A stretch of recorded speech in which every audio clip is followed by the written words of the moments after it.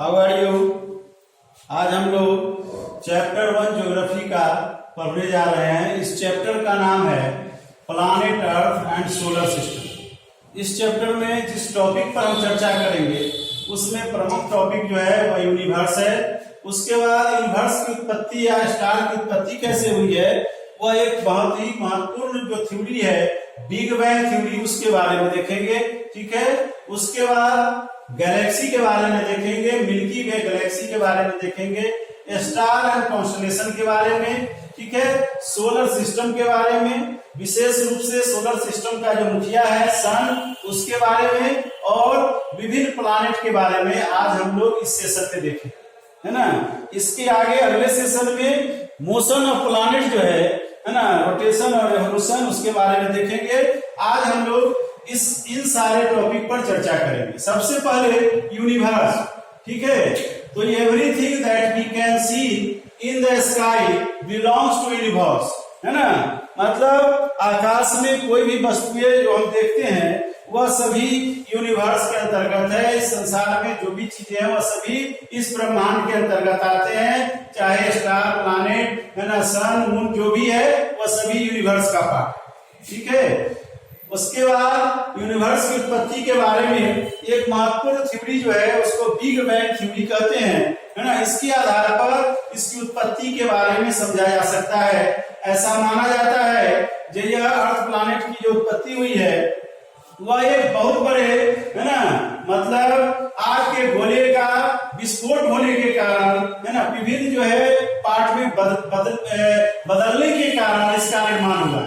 तो इसको हम लोग थोड़ा विस्तार से समझते हैं। यह बहुत ही महत्वपूर्ण थ्योरी है। यह एक बहुत बड़ा विस्फोट के कारण, जिग्नेटिक एक्सप्लोजन के कारण, है ना, यह जो बहुत बड़ा जो आग का गोला था वह टूट गया, है ना, टुकड़े टुकड़े में बट गया। उससे एटम का निर्माण हुआ, ठीक है। एटम के फिर जो है विखंडित होने से मॉलिक्यूल का निर्माण हुआ, और उसके बाद क्लाउड का, गैसियस क्लाउड का निर्माण हुआ, जिसको नेबुला कहते हैं। यह टर्म आप लोग याद रखेंगे, नेबुला, है ना, यह गैसियस फॉर्म है क्लाउड का, ठीक है। तो नेबुला के निर्माण के बाद इसमें जो ग्रेविटी थी उसके कारण, है ना, इसमें स्पिनिंग मूवमेंट भी था, जिसके कारण यह जो है ना, मतलब यूनिवर्स के रूप में, है ना, इसमें कोलिजन हुआ और इनॉर्मस हीट उत्पत्ति हुई, है ना। इस कोलिजन के परिणाम स्वरूप बहुत अधिक मात्रा में तापमान का उत्सर्जन हुआ, साथ जिसके परिणाम स्वरूप तारे का निर्माण हुआ है। और यह जो प्रक्रिया है वह आज भी चल रहा है। आज भी सौरमंडल में विभिन्न प्रकार के तारों के निर्माण की प्रक्रिया चल रही है। आज भी नए नए तारे और यूनिवर्स का आज भी एक्सपेंशन हो रहा है, ठीक है। तो यह जो थ्योरी है उसको बिग बैंग थ्योरी कहते हैं। इसको आप लोग फिर से किताब में भी अच्छे से पढ़ लेंगे, इसे बहुत अच्छे तरह से समझने की जरूरत है, ठीक है। अब हम लोग जो दूसरा टॉपिक है वह आपका है मिल्की वे, ठीक है। तो मिल्की वे यह एक गैलेक्सी है पृथ्वी पर, है ना। हम लोग जिस गैलेक्सी में रहते हैं उसका नाम क्या है, मिल्की वे गैलेक्सी, है ना। तो millions of star together make a galaxy and several million of galaxy made up ये universe. We also belongs to a galaxy, it is called Milky Way और आकाशगंगा। हम लोग इसी मिल्की वे गैलेक्सी में रहते हैं। और गैलेक्सी का निर्माण क्या है, बहुत सारे जो तारे हैं एक पैटर्न बनाते हैं, है ना, जिसको गैलेक्सी कहा जाता है, ठीक है। तो इस तरह से हम लोग जिस गैलेक्सी से बिलोंग करते हैं उस गैलेक्सी का नाम क्या है, मिल्की वे गैलेक्सी, ठीक है। इसके बाद हमारा टॉपिक है स्टार्स एंड कॉन्स्टेलेशन, ठीक है। तो स्टार के बारे में, है ना, अभी हम लोग बिग बैंग थ्योरी के आधार पर देखे जो किस तरह से स्टार का निर्माण होता है, ठीक है। तो यह जो है एक ऐसा मतलब सेलेस्टियल बॉडी है जिसमें हीट और क्या कहते हैं लाइट होते हैं, ठीक है। मतलब यह ऐसा सेलेस्टियल बॉडी है जो खुद का हीट और लाइट प्रोड्यूस करता है। हम सभी जानते हैं जो सन भी जो है वह एक क्या है, स्टार है ना। पृथ्वी पर हीट और लाइट का एकमात्र जो स्रोत है वह सन है, और सन भी क्या है, सन भी एक स्टार, ठीक है। तो स्टार का सबसे बड़ा गुण क्या है, Yes, the stars are the glowing bodies of gases. They can produce their own heat and light. ठीक है, तो इस तरह से स्टार जो है वह अपना हीट और लाइट प्रोड्यूस करता है। ठीक है, अब जो है कॉन्स्टेलेशन के बारे में, ठीक है, हम लोग अपने आकाश में जब रात में देखते हैं तो विभिन्न प्रकार के तारों का झुरमुट दिखाई देता है, ग्रुप दिखाई देता है, जो एक अलग पैटर्न में भी दिखाई देते हैं। अगर गौर से देखा जाए तो अलग अलग पैटर्न के तारे दिखाई देते हैं। इसी क्लस्टर ऑफ स्टार्स को कॉन्स्टेलेशन कहा जाता है ना। Some stars are found in cluster, this group of star called constellation, है ना।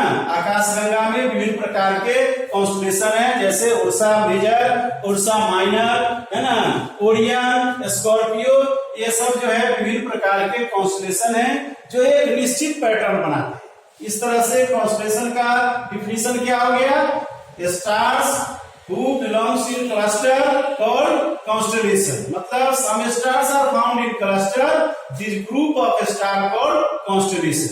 ठीक है, तो इस तरह से विभिन्न प्रकार के कॉन्स्टेलेशन है, इसको आप लोगों ने देखा है। अब अगला टॉपिक है आपका सोलर सिस्टम। सोलर सिस्टम क्या है उसके बारे में, तो मतलब सेलेस्टियल बॉडी जितने भी हैं, है ना, जितने भी वस्तुएं जो आकाश में अवस्थित है ना, यूनिवर्स में अवस्थित है, वह सब मिलकर क्या बनाते हैं, सोलर सिस्टम बनाते हैं, जिसमें सारे ग्रह, है ना, कॉन्स्टेलेशन में क्या कहते हैं, सन, तारे सभी बिलोंग करते हैं, है ना। तो उसको सम्मिलित रूप से क्या कहते हैं, सोलर सिस्टम कहते हैं। सोलर सिस्टम का मुखिया जो है वह सन को माना जाता है। ठीक है, तो स्वाभाविक है सोलर सिस्टम का अगर हेड सन है तो उसके बारे में हमें विशेष जानकारी लेनी चाहिए। तो सन के बारे में सबसे पहली जानकारी यह लीजिए, ये सन क्या है, यह एक स्टार है ना। यह पृथ्वी पर लाइफ संभव करने वाला एक महत्वपूर्ण घटक है, जिसके कारण पृथ्वी का तापमान, है ना, उसके दूरी के हिसाब से ऐसा है जो मॉडरेट टेम्परेचर का निर्माण करता है, जिससे मात्र एक अर्थ ही ऐसा प्लैनेट है जिस पर लाइफ सस्टेन करता है ना। यह पृथ्वी से लगभग 1500 लाख किलोमीटर दूर है। सन की दूरी अर्थ से लगभग 1500 लाख किलोमीटर दूर है, जिसके परिणाम स्वरूप इसका एवरेज टेम्परेचर जो है पृथ्वी पर लगभग 15 डिग्री रहता है, जो मॉडरेट टेम्परेचर की ओर ले जाता है। परिणाम स्वरूप अर्थ प्लैनेट पर लाइफ संभव हो पाया है, और यह यूनिक प्लैनेट बनने में सन की भूमिका बहुत महत्वपूर्ण है। सन जो है वह पृथ्वी की अपेक्षा ना काफी दूर है, और यह जो है मतलब 109 गुना पृथ्वी के आकार से बड़ा है। सन का आकार जो है वह पृथ्वी के आकार से 109 गुना बड़ा है। इसके सतह का तापमान लगभग 6000 डिग्री सेल्सियस है। ठीक है, और सूर्य के प्रकाश को पृथ्वी तक पहुंचने में लगभग 8 मिनट का समय लगता है।